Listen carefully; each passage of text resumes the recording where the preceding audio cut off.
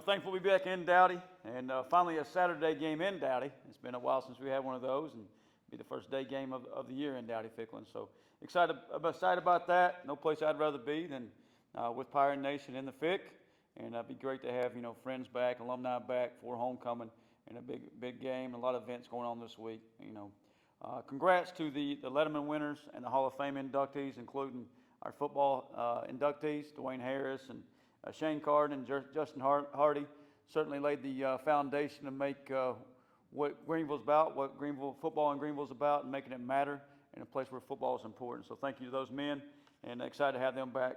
Also excited to have our seniors from last year's Military Bowl champs back with us this weekend. I think they're getting their rings finally, and I have those guys during the game. So it'd be good to see those young men.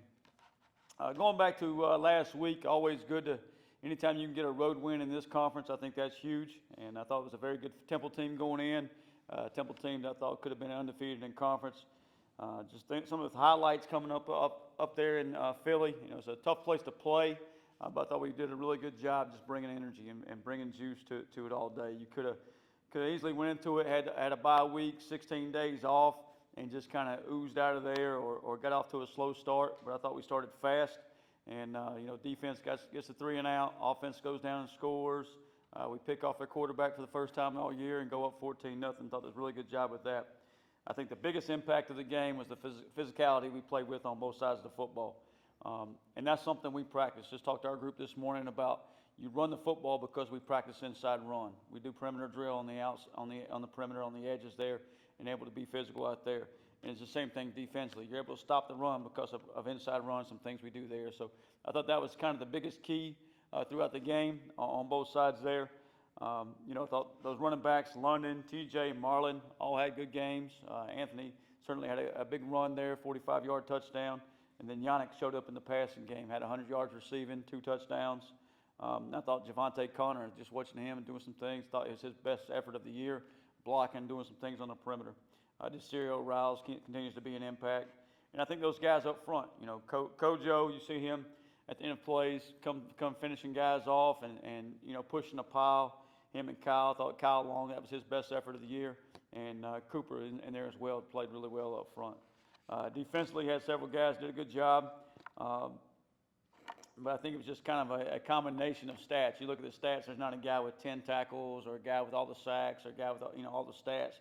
But I think it's a defensive unit that's doing it as a team and doing it as a group, and really proud of that group right now. I thought Jordy Lowry started off the day playing really well and had a big TFL on a corner fire there, almost picked off the first play of the game, and did a really good job in one of his first starts of the season. Jamarly Riddle, had a picked the kid off last year twice, and early in the game was able to do that as well.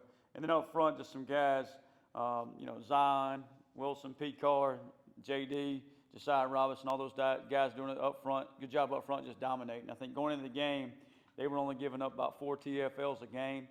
Most of those came in the Oklahoma game, and I think we had a little over eight TFLs on the day. So, I thought Raheem Craig probably had his best effort of the year, just running the football, chasing the ball around. Some other guys that kind of got in the game, Aiden Dunkerson showed up a little bit, coming downhill, making some tackles, throwing his body around. And then Mike Wright, we're able to get him in that corner and just, using him in multiple areas and help our football team. So kicking game, I think Nick Mazzy walks out there again, hits it right down the middle of the uprights, big long kick again, continues to be consistent. And then Ryan Rosenberg, all he says, just get in the ball, I guess, and was able to break a play there in the run game. And I told him he should actually scored, but it was good to see him get the first down. And just the energy on that play from our sideline, I thought was the biggest factor. We pointed out our effort, we pointed out our edge this morning, and then that energy, and it shows up particularly on that play of everybody on the sideline, teammates being excited, not only for our football team, but for Ryan making that play. On our opponent, they're coming off a bye week. They've had 15 days off, so they'll be fresh, and they've had extra time to prepare for us and extra practice time to kind of get ready for the Pirates. Tim Albin is their new head coach. Tim comes from Ohio, done a great job up there, I think the last 3 seasons. Won 10 games each of those seasons. Offensively, there'll be some familiarity there. Todd Fitch is their offensive coordinator, once a Pirate, and they're going to have a quarterback, Grayson Lewis, who started out his career at Duke. They're really a huddle football team. They'll play 11 personnel, 12 personnel. You'll see zone run game. You'll see a little bit of counter, some quick game, ball control, and then they'll max protect, play action, take a shot down the field. Defensively, you're going to see more of a four down front. Nate Faines is their defensive coordinator. He comes with the head coach from Ohio. And kind of their linebackers kind of stand out. The Smiths, number 19, and 40, Williford, kind of lead them in tackles. And I think in the kicking game, both their returners in the punt return game and the kick return game do a good job. 5, Nicholas. In the punt return game, he also stands out offensively, just his speed. I think he's about a 10'7", 10'6" kid from high school. And then the kid from Hopewell, Ely, is 89, is a kick returner and does some good things back there and certainly got the speed to take one to the house. So as we go through the week, we obviously want to focus on our opponent like each and every week, but the biggest focus is on us, our preparation, our mindset, and getting ready to play a football game in Dowdy-Ficklin with our fans on Saturday. So at this time, I'll let you guys ask away. Nobody gets to start it besides Steven. He's on a streak right now. Thank you for raising your hands, Luke. But, 14 all, they came back and tied it. Y'all, I think on that drive, ran it 11 straight times. You talk about the physicality, but it seemed to make a statement, kind of wear them down. And just can you talk about what that did for your sideline? Yeah, that felt like old school football there. As a part of those option teams forever, and that's exactly what it felt like. And you mentioned we got a 14 nothing, and they come back and make a run at it. And I don't think our kids ever flinched. We just went back to doing what we do.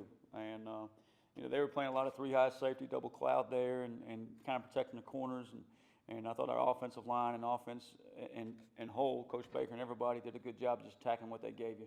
And then that was a run game, and just went at it and just being patient and that right down the field and putting the ball in the end zone and playing the style we wanted to play. So. And that, like you said, like you see Marlon Gunn punishing guys, you see Kojo over the top, and you see Panda pancaking guys, and TJ and London, and just play after play. And it just wasn't one or two guys being physical. It's physical on the perimeter. It's physical blocks. It's physical run game. And to finish that thing in the end zone sets a lot of energy for your team, and it does a lot of things for your entire team when you can run the football like that. Obviously, opens up the pass game down the field, and obviously keeps your defense fresh. The best defense you can have is the one that's on the sideline, and certainly a run game will do that for you. Sticking with the run game, I think 11 different guys had carries in that one for over 350 yards. What do you throw different looks at a defense? How does it kind of stress out trying to stop it? Yeah, I think, defensively you go into a game plan, you look at what we do, and you look at Anthony Smith running by you, and that definitely scares you because he can get to the box pretty quick. And speaking of Anthony, I thought he had an exceptional effort on Yannick's long run, just getting down there and making an extra block, and just really appreciate that. But all those things open it up, and it wasn't just the inside run game or just the inside zone or whatever working in there. It was the perimeter, and those, putting the ball in Anthony's hands, Brock's hands, and DeCirio blocking out there, Mason Brown blocking out there. So all that opens up just kind of some different things, and the play action off of it, we were able to hit DeCirio with that as well. And so it just kind of creates everything, kind of flows together. And we're starting to put those things together to be a complete football team. Now the biggest challenge will be, can we be consistent with it? Can we go from one week to another week, be consistent of doing things we need to do to win a football game? Coach, you held them to just 2 yards per play on first down, and they're a team that does a very good job staying ahead of the sticks. Yeah. Did you guys sense any panic from them kind of playing from behind the sticks? That's very untraditional for them. Yeah, I think we talked about it a little bit last week, the keys to success and how, we can be successful on Saturday, and it was winning first down on both sides of the football, staying on schedule offensively, getting the second medium, keep the sticks moving, getting the first down, and defensively putting them behind the sticks. And I thought we did a really good job on first down we kind of wanted to keep the ball off the perimeter. I thought Coach Aldridge did a good job of that, and those defensive coaches of keeping the ball off the perimeter, making him hand the ball off inside. And, I thought we did a good job up front of getting some penetration and get some TFLs, put them in 2nd and 11, 2nd and 10, 2nd and 12s, and kind of makes your job easier on the night if you put the stress on them. And certainly, when you can take a lead and put them in 2nd and long, it kind of gets them out of the comfort zone. It makes them, play in a different mindset, game plan that maybe they're prepared for. So, I still think they're a good football team. I think Evan Simon's certainly a good quarterback, and I know they've got a tough stretch of 3 games left, but I think they're going to end up, getting that 6th win and getting to a bowl game this year. Coach, with Roseboro's success on the fake punt and the way he had the world by the tail at JP2, any plans to put him in short yardage, and especially around the goal line, put him back there in the backfield? Yeah, he hasn't quit talking about it since Saturday, so I'm sure if we do, that you'll know about it before our opponent does, or with our opponents at the same time. But, he was obviously a high school running back, had done a good job. He told me the reason he didn't score and tried to hurdle the guy, he was only worried about protecting the football. He wasn't worried about scoring. He already had the first down. But, we've been working those things for all season long, and certainly gives you the flexibility to do that. In those special team situations. So just another guy that is not just bought into doing his job defensively, but to help us on the special teams, and does a great job there. And we got other guys that, played high school running back. I think that's the unique thing about when you recruit athletes and you just, recruit good players and recruit guys that are athletes and find the spots for them later on. And I think that helps you, be versatile and be creative in areas like that. Coach, TJ had a big game, but he had some adversity early in the game. Did you say anything to him to kind of get his confidence back there? Hold the ball.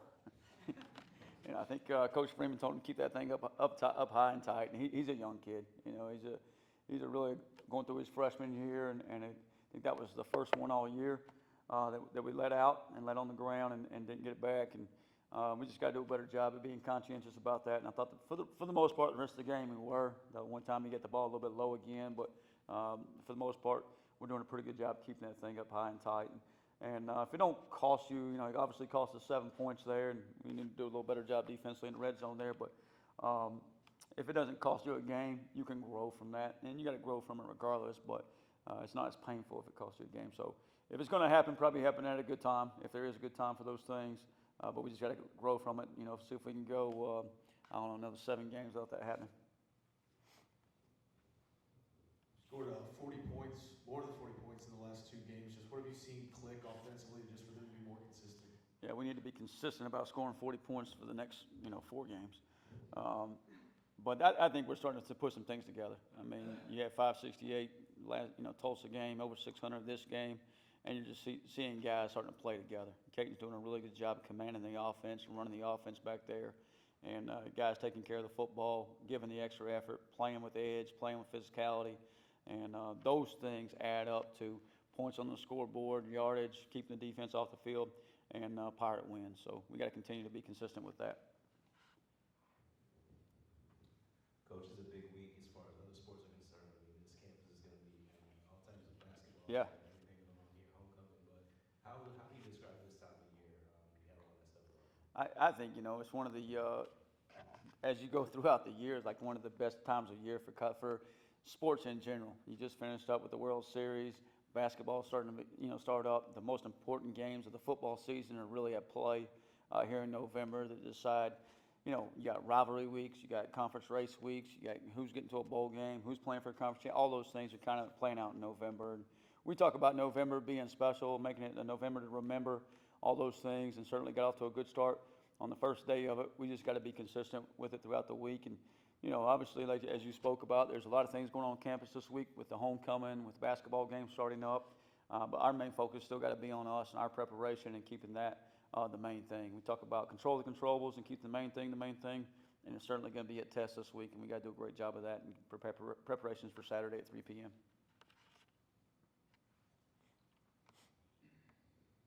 Coach, last year, obviously, Charlotte was a pretty dark day. I mean, Yep. do you try to look back at that, bring it to the team? How do you find the balance between that and worrying about yourself? Yeah, we obviously, I think anytime you're preparing for an opponent, the focus is on you. But, we just had the young men in our locker room stand up that were here in 23. The young men in our locker room that were here in 24 stand up. And they all know what that means and what that's about. And we do in our locker room, and we know we got to treat this game a little differently, I think we have in the past. And that's the biggest thing that we focused on and talked about in the off season. And it's the biggest game on our schedule because it's the next game.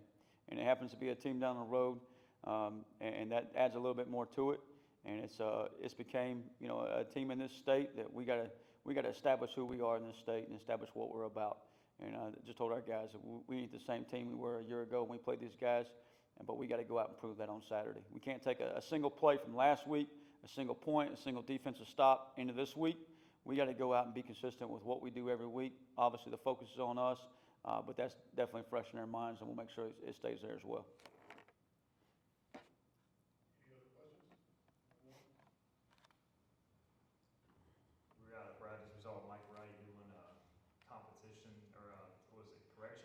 Yeah, straights, and yeah. then he runs over the offense and runs a kind of play there. How about what he's doing at practice right now? Yeah, most guys, we do a little extra conditioning with those guys from time to time. Mike does his conditioning from field to field, offensive field, defensive field, special teams, whatever it may be. And just, we talked about it earlier, is Mike is a special young man for so many reasons. I think he flew the plane back home the other night, somebody said.